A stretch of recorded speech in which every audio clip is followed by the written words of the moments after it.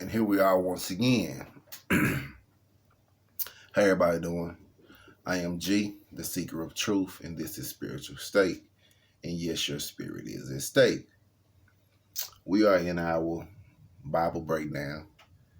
We are still in Genesis. This is chapter 18.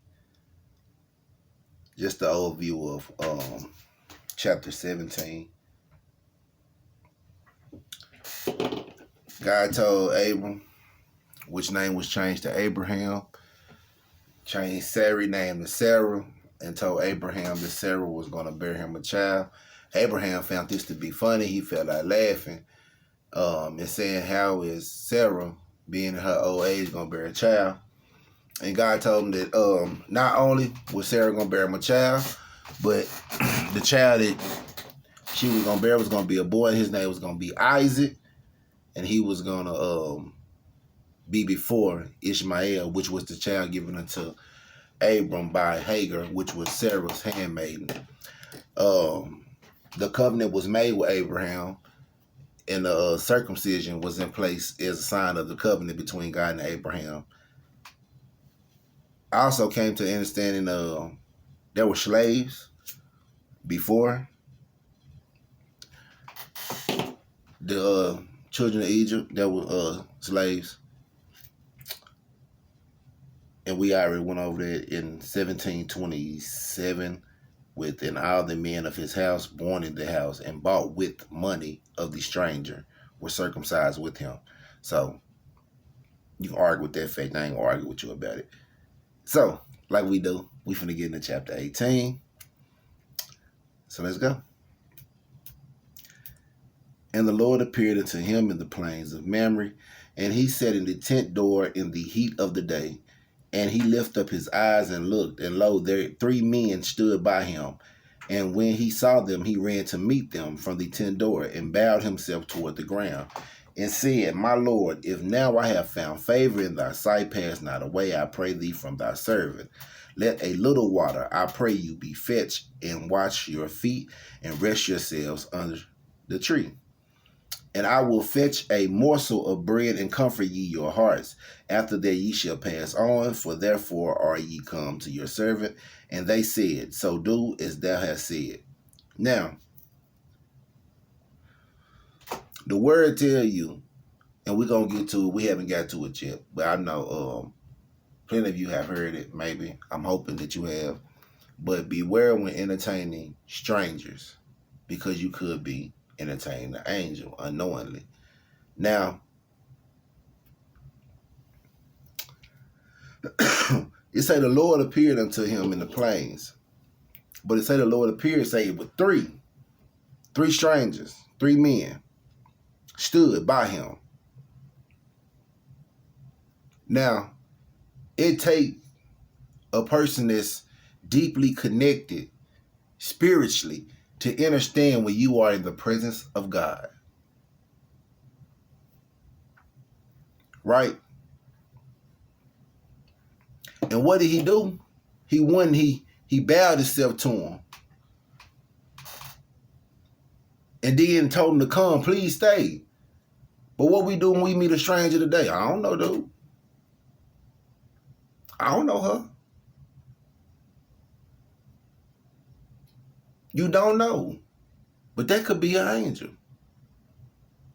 Ain't it funny how a person that you see, you bump into them and they be overly nice to you. Hey, how you doing? And you kind of give them the brush off.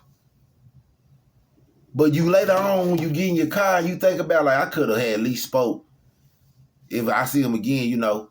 But you will never see that person again. Right?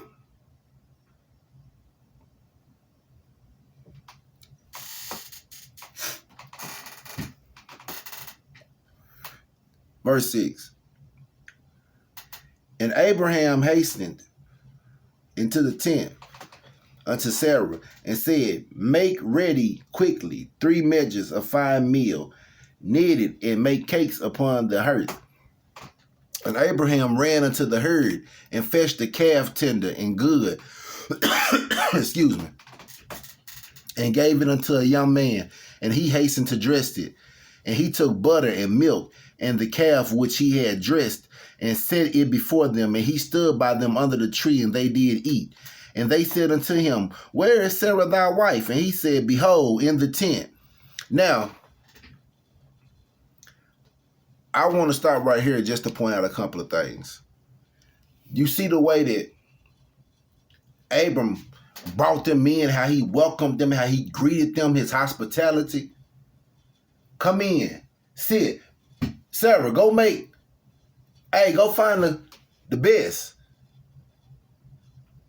And it wasn't showing the best to be so people can leave, so they can leave and be like, oh, Abraham got this and Abraham got that. It was out of the goodness, right? I know who you are, and I want to give you the best because of who you are. And it wasn't a physical, like nothing on them to say, hey, we are the physical representation of God. But when you know you in the presence of God, you know you in the presence of God. You feel it. But most of us ignore that feeling. Because we've been trained to ignore that feeling. We've been trained to get on the defense when we feel that feeling. And then he say, they in there eating. And they look up and they say, where is Sarah? Sarah in the bag. Why Sarah in the bag? Because she ain't got no place up here at this table right now. And that's not being chauvinistic. That's just being honest. Because she understands what's going on. Right? But a problem today is that you say a role is yours. You say you want to be a wife, but you don't want to be a wife. You want to be a captain. You say I want to be a wife, but this is 50-50. We going right down the middle with this. So you feel like if we in the business meeting, this your place to come and stand up here. Because you want to be seen. He didn't get here without me. So you can't see him without seeing me.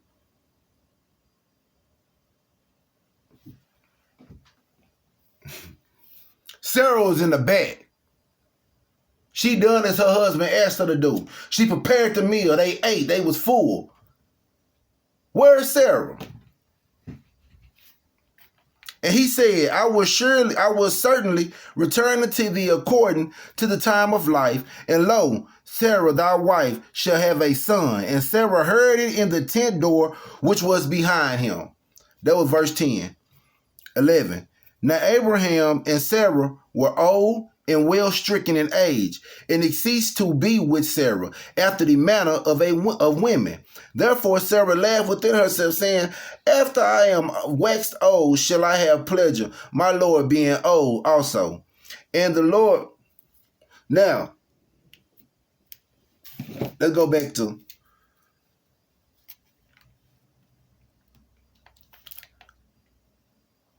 verse 12, right here, right? It say, therefore Sarah laughed within herself, saying, after I am waxed old, shall I have pleasure, my Lord being old also. When she's saying her Lord right there, she's not referencing the Most High. She's saying her Lord in referencing to Abraham, because Abraham is 99 years old. She like, how can I be old, this old, and Abraham being 99 years old? How can we both bring forth a child? That's why I'm telling you about this term, Lord, my Lord. Lord God, it means something, and we not already broke down what it means. Go watch it. Now, and then this is how they differentiate. This is how they show you it's a difference in between the Lords, right? In verse 11, when she's saying, my Lord being old as well, Lord is in lower cases.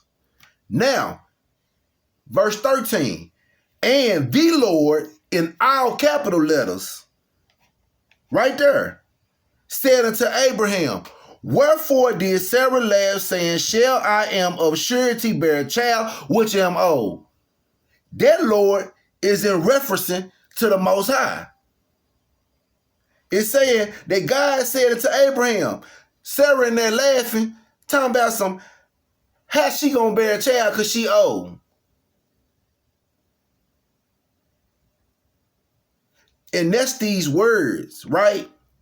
These spelling words that do cast spells, these double entendres, these words that they mean this, but they mean this, and they attach to this because they meant this. But we was taught they meant this. And if you get that, you get this. We have to break ourselves out of all this. Be ye not conformed to this world, but be ye transformed by the renewing of your mind. And it's right there in plain sight. And they did it back to back. They said, I'm going to put this right here in their face back to back, and I bet they don't catch it. I'm going to put it right here in their face back to back, and I bet they don't question it. Because nobody told you to question why, who, what she mean when she say, my Lord being old, and then down here in 13, it's saying, and the Lord, making an obvious distinction between the my Lord and what Sarah was speaking about and the Most High. Right? Come on, man. We're going to walk through this together.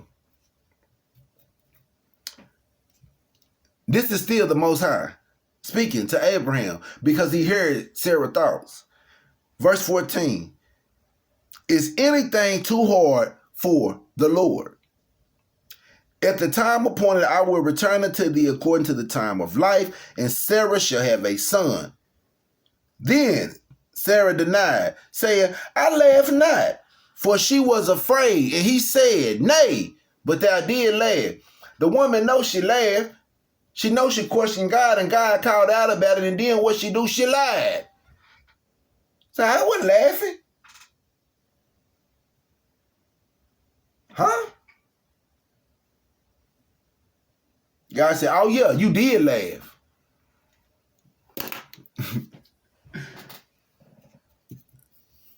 Verse 16.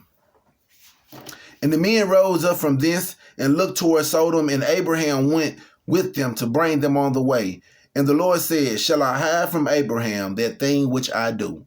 Seeing that Abraham shall surely become a great and mighty nation, and all the nations of the earth shall be blessed in him. For I know him that he will command his children and his household after him, and they shall keep the way of the Lord to do justice and judgment, that the Lord may bring upon Abraham that which he has spoken of him. And the Lord said, because the cry of Sodom and Gomorrah is great, and because their sin is very grievous, I will go down now and see whether they have done altogether according to the cry of it, which is coming to me. And if not, I will know. And the men turned their faces from thence and went toward Sodom. But Abraham stood yet before the Lord. And Abraham drew near and said, wilt thou also destroy the righteous with the wicked? Peradventure, there be 50 righteous within the city.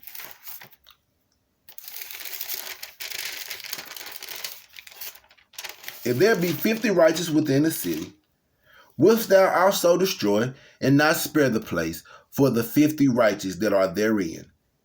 That be far from thee to do after this manner, to slay the righteous with the wicked, and that the righteous should be as the wicked, that be far from thee. Shall not the judge of all the earth do right? Now this is Abraham questioning God, like, you finna go and destroy this whole city? What about the righteous people down there? You the God of all the earth, and you not going to give them you going to destroy them? You going to destroy the righteous with the wicked? But you was taught not to question God. I was taught not to question God. We were taught not to question God. But that's obviously question. And the Lord said, listen what God said. Just so y'all don't think I'm reaching. He ain't talking to God. 26 say, and the Lord said, if I find in Sodom 50 righteous within the city, then I will spare all the place for their sake. Now, God was finna destroy this whole city. Abraham say, God, what about the righteous people in this city? You gonna kill them? You gonna destroy them with the wicked? Questioning that. In response to him questioning God, God said, okay, if I find 50 righteous people in this city, I'm going to spare the whole town just for the 50. But we're not supposed to question God. That's what he just said right there. He say, 26, and the Lord said, if I find in Sodom 50 righteous within the city, then I will spare all the place for their sake. The whole city was going to be spared if he could find 50 people in that city that was righteous. And Abraham answered and said, behold now, I have taken upon me to speak unto the Lord, which I am but dust and ashes. Peradventure there shall lack 5 of the 50 righteous. Wilt thou destroy all the city for lack of 5? And he said, if I find there 40 and 5, I will not destroy it. Adam say, I know. Not Adam, excuse me, y'all. Abraham saying like, I know that Sodom is a bad place. So you might not find 50 righteous people there. Okay. But what if you find 45 righteous people? Are those 45 righteous people enough for you to spare this city? And God say, if I find there 40 and 5, I will not destroy it. So now, he done went from destroying the whole city to compromising, to saying if I find 50 righteous, I ain't going to destroy the whole city. To now once again saying, well, if I find 45 people that are righteous, I'm not going to destroy this whole city. 29. And he spake unto him yet again and said, peradventure there shall be 40 found there. And he said, I will not do it for 40's sake. So once again, Abraham said, well, what if you can't find 45 people that is righteous? What if you can only find 40? God say, okay, once again, if I can find 40 people that are righteous, I will spare this city for the 40's sake. 30. And he said unto him, oh, let not the Lord be angry, and I will speak. Peradventure, there shall 30 be found there. And he said, I will not do it if I find 30. Now, coming from a place where I was told you're not supposed to question God, to when God works in mysterious ways, to where God's will is being done. His initial will was to destroy this city. But from a mass destruction down to 50, down to 45, down to 40, and now we down from 40 to 30. And all it takes is 30. So we come from a place to where we talk, don't question God, to Abraham having a full conversation. And he's letting it be known, please don't be angry. I know I'm nothing but dust and ashes. But, if there are 40 righteous, if there are 30 righteous,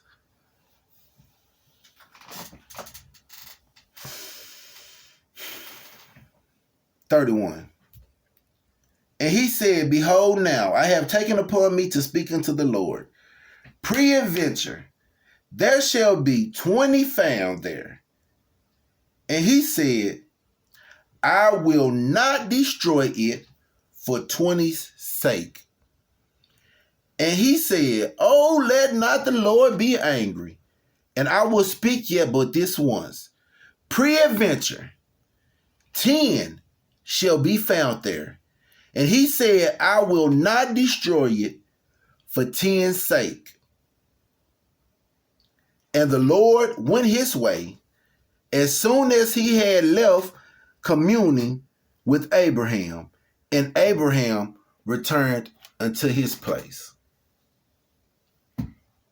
My overview from chapter 18 of Genesis. You can talk to God directly. We do it all the time, but we don't understand how we do it. Lord, what's going on?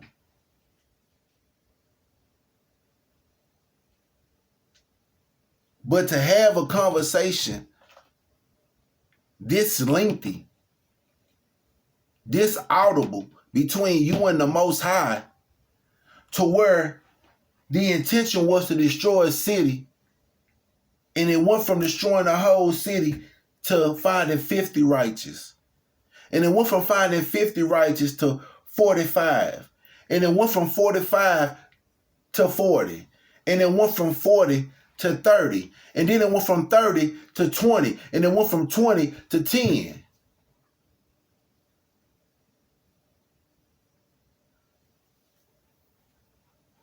Make your request be known. And just know, when you talk to the Most High, He talk back. You just got to be ready to listen. My name G. This Spiritual State. That was Genesis chapter 18. Until the next time, y'all stay elevated.